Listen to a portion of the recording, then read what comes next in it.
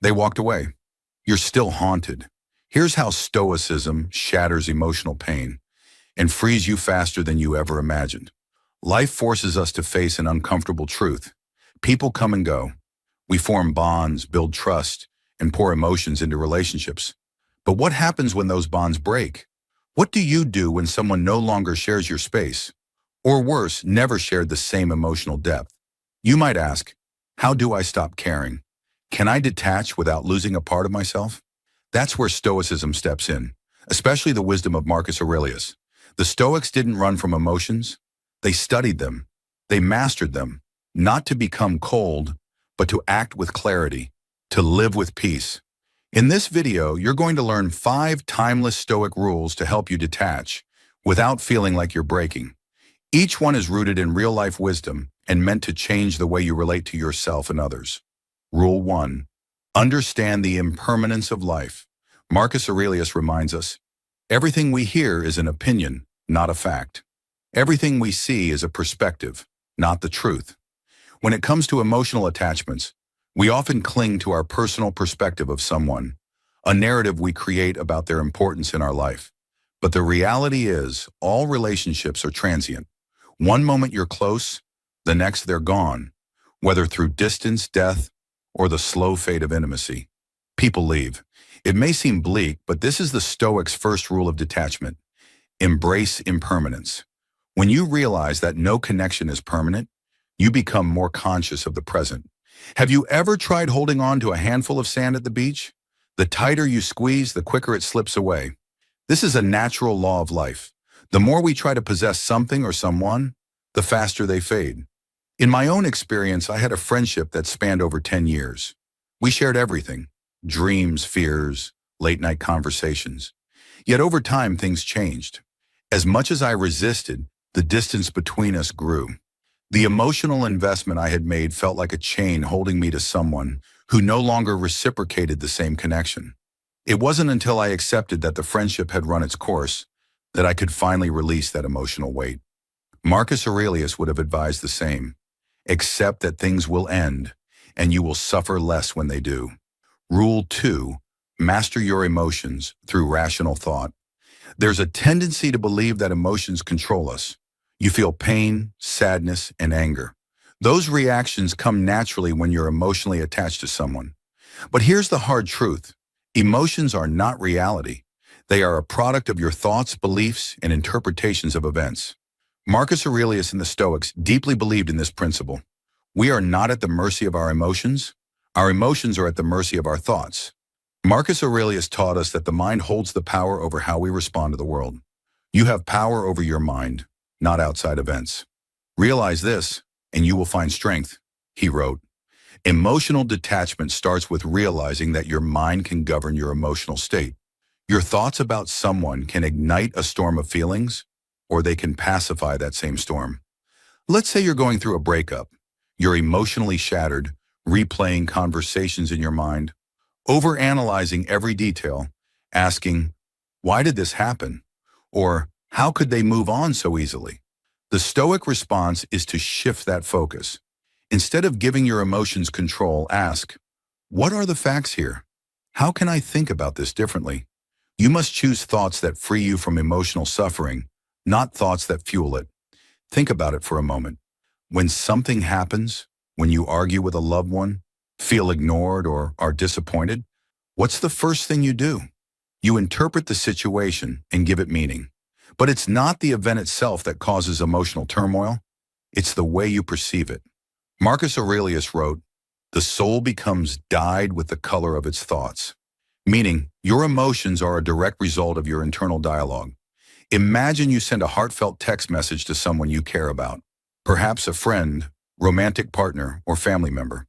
Hours go by and there's no response. Immediately, your mind starts working overtime. Did I say something wrong? Are they mad at me? Do they not care about me? With every passing minute, the emotions build. First a slight concern, then frustration, maybe even anxiety or anger. But what's the truth of the situation? Is it the delay in their response that's causing your emotional storm? Or is it your interpretation of their silence? The Stoic response is to challenge that automatic emotional reaction with rational thought. What are the facts? The fact is that they haven't responded. Everything beyond that is pure speculation. Instead of allowing your emotions to spiral out of control, you pause. You recognize that your feelings of anxiety or rejection are not rooted in reality, but in your own thoughts. Marcus Aurelius's advice: question your thoughts. Don't just accept them as truth. I once found myself in this very situation with a close friend. We had been discussing something important, and suddenly they stopped responding. At first I thought nothing of it, but as the hours passed, I started to feel a creeping unease. Maybe they're upset with me, I thought. Maybe I said something wrong. By the time the night ended, I had convinced myself that the friendship was on the brink of collapse. My emotions were everywhere: worry, guilt, frustration. But when I stopped to examine what was actually happening, I realized something crucial. Nothing had happened. My friend had simply gotten busy. When I reached out calmly the next day, they responded without issue, completely unaware of the emotional storm I had put myself through. In a rare moment of clarity, I remembered Marcus Aurelius's words: focus on what's within your control, your thoughts, your actions, not the outcome or the person's feelings. By redirecting your mind, you will learn to release the emotional turmoil. If you're still watching, please like and comment below with a sign that you've noticed in your own relationships. Your insights might help others recognize similar patterns and foster healthier connections. Rule 3. Practice negative visualization. At first glance, negative visualization might seem like a strange or even counterproductive practice. Why would anyone want to deliberately imagine losing something or someone they care about? Doesn't that just add unnecessary stress? The truth is, this Stoic exercise, championed by Marcus Aurelius, is one of the most powerful tools to help you emotionally detach, not by hardening your heart, but by preparing your mind for life's inevitable losses. The idea is simple but profound. By imagining the worst-case scenario in advance, you lessen its emotional impact when or if it actually happens. This doesn't mean you become fatalistic or pessimistic. It means you're training yourself to accept reality as it is, rather than how you wish it would be. Marcus Aurelius wrote, "Do not disturb yourself by imagining the whole of your life's troubles at once. Rather, as each arises, meet it with calmness and self-control." In essence, negative visualization builds resilience. Imagine a person you're deeply attached to, a partner, a friend, a family member. Now visualize your life without them. Picture them no longer in your day-to-day life. How does that feel? Uncomfortable? Painful? That's exactly the point. The Stoics believe that by facing the emotional discomfort of loss in your mind, you reduce its power to devastate you in reality. I remember practicing this during a time when my best friend was considering moving overseas. We had been inseparable for years, and the thought of them being on the other side of the world filled me with dread. But rather than suppress that fear, I embraced it. Every day I'd imagine what life would be like without their presence. I pictured myself going about my routines, hanging out with other friends, and finding joy in new things. By the time they actually moved, I wasn't blindsided by grief or loneliness. The loss still stung, but I had already mentally rehearsed it, and that made all the difference. Another aspect of negative visualization is recognizing that loss is a natural part of life. Everything you cherish will one day be gone, either through separation, change, or death. This isn't meant to be a morbid thought, but a liberating one.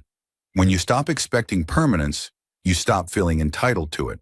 And when you stop feeling entitled to something, the fear of losing it diminishes. Take relationships, for example. Most of us, when we enter a relationship, assume it will last forever. We don't plan for things to end. But the truth is, nothing is guaranteed.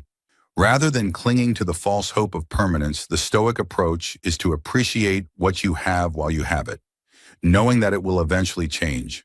This shift in perspective can be incredibly freeing. I once had a relationship where I was constantly anxious about it ending. The thought of losing that person consumed me. But when I started practicing negative visualization, I stopped obsessing over trying to control the outcome. I imagined life after the relationship, and although it was painful to consider, it reminded me to be grateful for the present moment. When the relationship did eventually end, I found myself more prepared than I ever thought I'd be. The real gift of negative visualization is that it strengthens your inner resilience. By repeatedly imagining worst-case scenarios, you develop an inner stability that can't be easily shaken by life's changes. You learn that no matter what happens, you will be okay. And that's the ultimate form of emotional detachment. Not from life, but from the illusion that you need things to stay the same in order to be happy. Rule 4. Focus on what you can control. One of the core teachings of Stoicism, and one of the most empowering realizations you can embrace, is that there are things within your control and there are things outside of your control. When it comes to emotionally detaching from someone, this distinction becomes absolutely crucial. Why? Because so much of the pain we feel in relationships stems from our desire to control things that we simply can't. Marcus Aurelius, in his Meditations, repeatedly emphasizes the need to focus only on what is within our control, our thoughts, actions, and responses. Everything else, other people's behavior, the outcomes of situations, the passing of time, is outside of our control. The more you try to control what's outside your influence, the more you will suffer. Emotional detachment, then, is not about coldly distancing yourself from others, but rather about letting go of your attachment to outcomes you cannot dictate. When you're deeply attached to someone, whether it's a romantic partner, friend, or family member, it's natural to want to influence how they feel about you. You want them to care about you in the same way you care about them. But the harsh truth is that you can't control their emotions. You can't make someone love you, appreciate you, or treat you the way you deserve. The only thing you can control is how you respond to their actions. Take a moment to reflect on a time when you tried to influence someone's feelings or behavior. Maybe you bent over backward to win someone's affection, or you exhausted yourself trying to prove your worth to a friend who never seemed to truly value you. How did that feel? Likely it left you feeling frustrated, anxious, and powerless because you were chasing something beyond your control. In my own experience, I was once in a relationship where I felt like I was constantly trying to keep things together. No matter how much effort I put into planning dates, sending thoughtful messages, or being emotionally available, it felt like I was always one step behind. They would pull away and I would try harder. It was a cycle of endless anxiety because I was trying to control how they felt about me.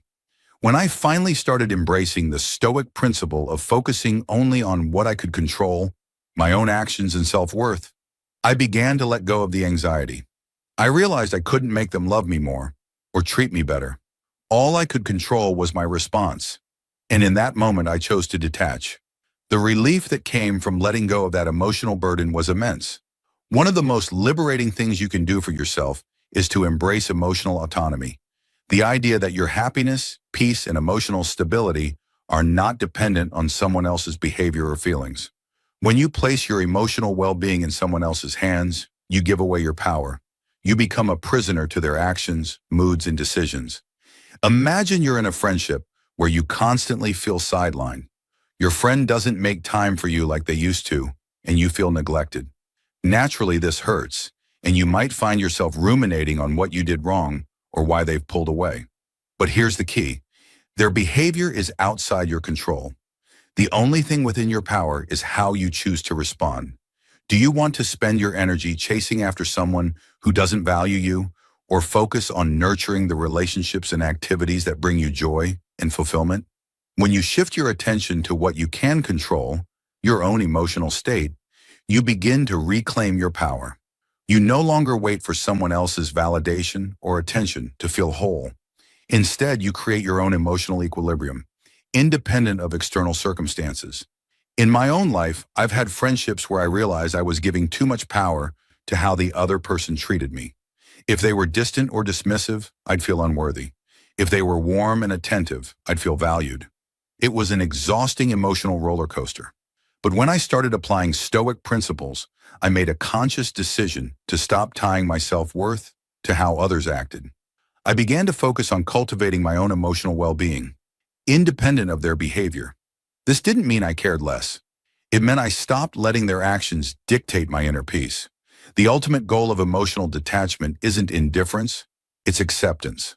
Acceptance that life is unpredictable, that people are unpredictable, and that no matter how much we wish we could control everything, we can't.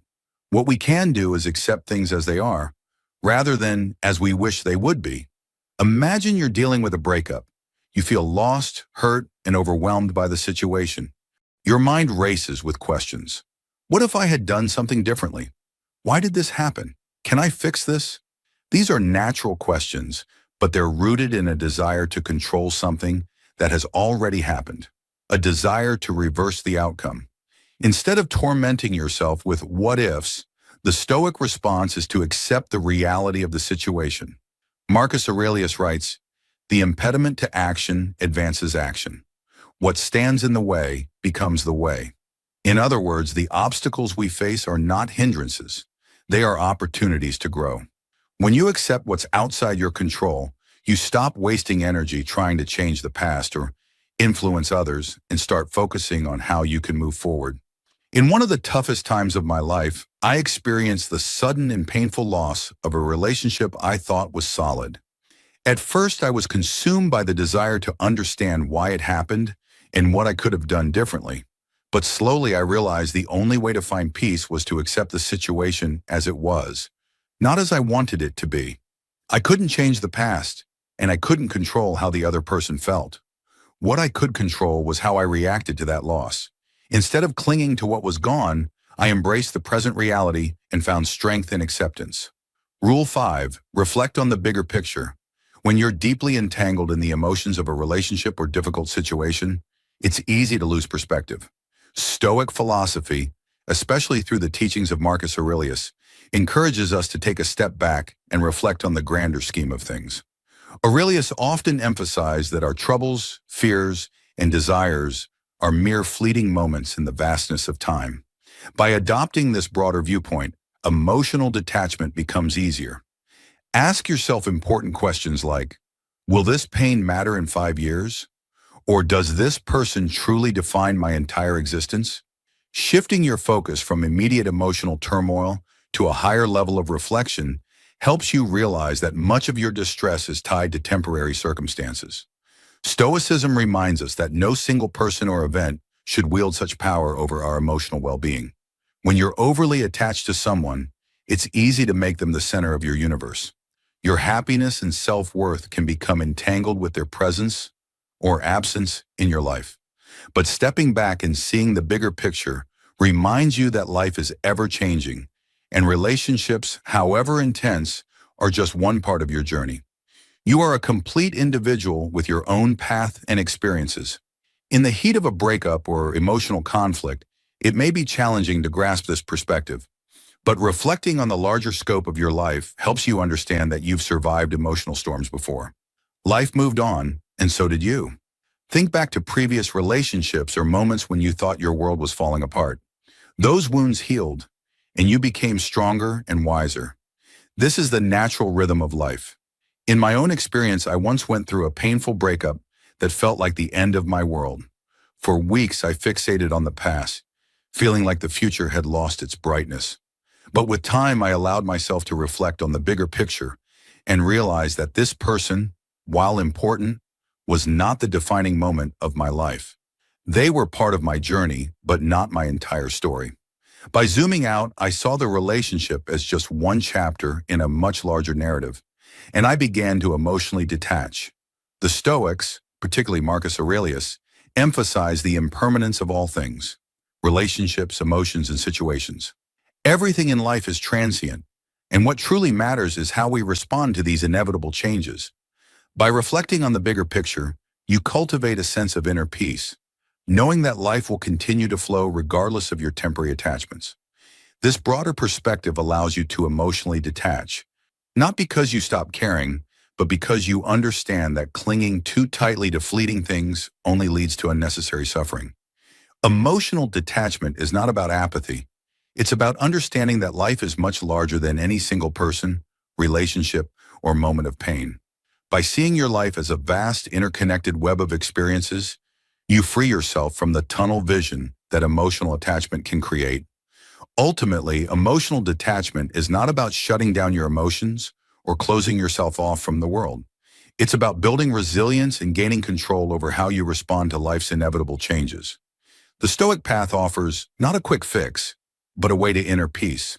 By embracing impermanence, mastering your emotions through rational thought, and reflecting on the bigger picture, you will find that emotional detachment is an act of self-liberation. So, the next time you feel yourself gripping too tightly to someone or something, ask yourself, do I control my emotions or do they control me? Emotional freedom awaits those who dare to let go.